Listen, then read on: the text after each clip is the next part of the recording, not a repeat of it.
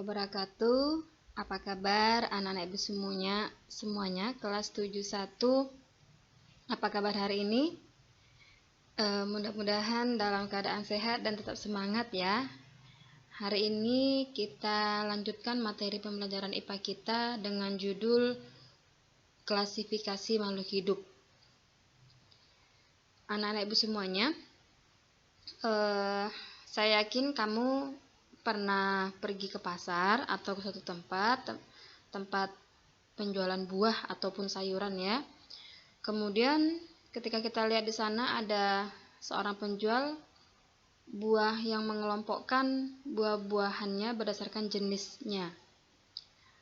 Pernahkah kita berpikir untuk apa dikelompokkan itu? Nah, tentu dikelompokkan buah tersebut dilakukan untuk mempermudah dalam mencari dan membedakan dengan jenis lainnya.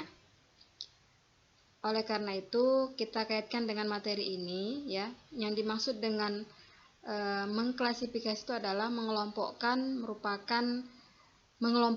Jadi, pengelompokan merupakan salah satu kegiatan dalam mengklasifikasi. Jadi, untuk mengklasifikasikan makhluk hidup itu perlu dikelompokkan. Nah, bumi kita ini sangat luas ya, menampung beraneka ragam jenis makhluk hidup di dalamnya.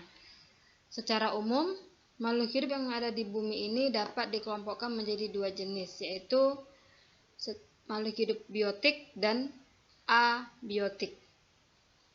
Ya. Apa itu makhluk biotik? Makhluk biotik adalah makhluk hidup seperti manusia, tumbuhan, hewan, plankton, dan masih ada beberapa jenis yang digolong di dalamnya. Dan makhluk hidup abiotik adalah makhluk hidup yang tak hidup atau disebut dengan benda mati.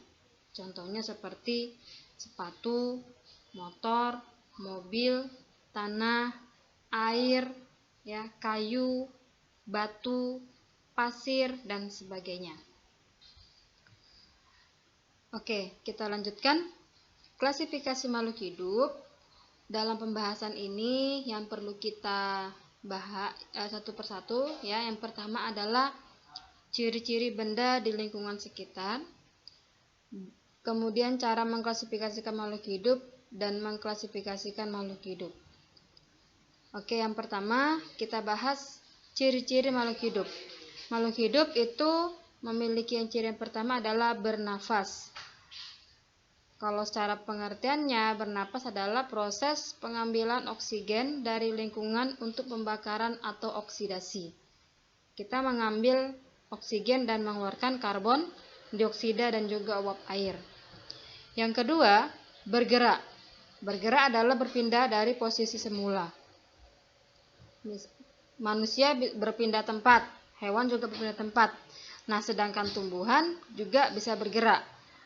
Bukan bergerak berpindah-pindah, tetapi misalkan gerak tumbuhan semakin tinggi, semakin besar, kemudian daunnya melebar, itu termasuk tumbuhan melakukan bergerak. Kemudian yang ketiga adalah ciri makhluk hidup yang ketiga adalah peka terhadap rangsangan. Peka terhadap rangsangan ini kemampuan merasakan rangsangan atau iritabilitas. Ya, seperti suara, gelombang cahaya, sentuhan fisik, aroma dan suhu. Misalkan kalau ayam jantan berkokok itu seperti biasanya berkokok pada pagi hari ya, ataupun daun putri malu akan menurunkan daunnya ketika disentuh. Itu termasuk peka terhadap rangsangan. Nah, yang keempat, memerlukan makanan. Dalam bertahan hidup, makhluk hidup itu pasti memerlukan energi dan nutrisi dalam tubuhnya. Manusia dan hewan membutuhkan makanan dan air. Seperti juga tumbuhan juga memerlukan zat hara dan air untuk melakukan fotosintesis. Kemudian yang kelima adalah tumbuh dan berkembang. Secara fisik, makhluk hidup akan bertambah besar seiring melangsungkan kehidupan. Ukuran ini dinamakan volume jaringan. Ya, dan sel tumbuh yang bertambah jumlahnya. Kemudian yang keenam, dapat bereproduksi. Makhluk hidup melakukan reproduksi untuk meneruskan generasinya. Nah, yang ketujuh, adaptasi.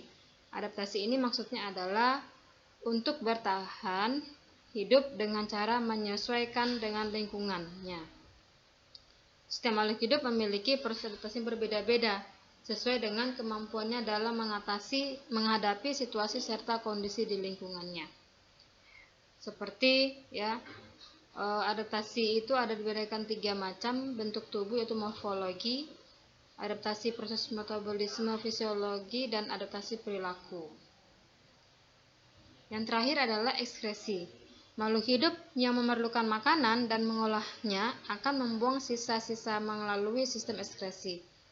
Jadi, yang dinamakan makhluk hidup, dia mampu mengeluarkan zat sisa dari tubuhnya, seperti air seni dan feses. Jadi, yang bukan makhluk hidup atau abiotik itu tidak memiliki sifat ciri-ciri yang 8 ini. Oke, nah ini adalah latihan. Silakan kamu amati gambar ataupun yang ada lingkungan rumahmu yang ada sawah. Silakan kamu temukan komponen penyusun lingkungan yang ada di sawah itu, yaitu berupa komponen biotik dan abiotik. Silakan kerjakan. Oke, selamat pagi dan tetap semangat belajar di rumah ya. Assalamualaikum warahmatullahi wabarakatuh.